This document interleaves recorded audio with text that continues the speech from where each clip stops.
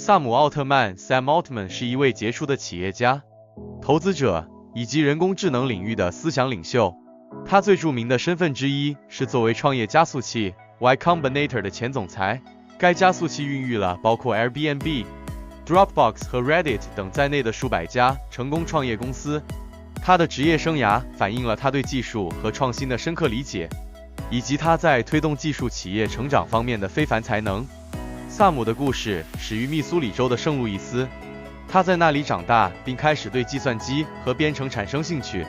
他的早期创业经历包括在10几岁时创办的一系列技术公司。之后，他进入斯坦福大学学习，但后来决定退学，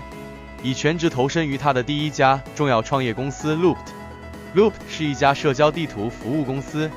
最终在2012年被 Green Dot Corporation 收购。加入 Y Combinator 之后，萨姆的影响力迅速扩大。在担任总裁期间，他不仅帮助了无数的创业者实现他们的梦想，而且还推动了 Y Combinator 的多元化，包括推出 Y Combinator Research， 旨在资助长期科学和技术研究。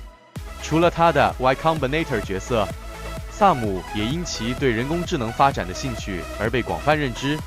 这种兴趣最终促使他与埃隆·马斯克和其他合伙人共同创立了 OpenAI， 一个致力于确保人工智能技术以对人类有益的方式发展的研究机构。在 OpenAI， 萨姆一直是推动开放和负责任的 AI 研究的坚定支持者。萨姆的事业证明了他对技术的深刻理解和对未来的宏大愿景。无论是通过直接创业，还是通过支持和培养其他创业者和创新项目，萨姆都在不断地推动科技界前进，特别是在人工智能的领域。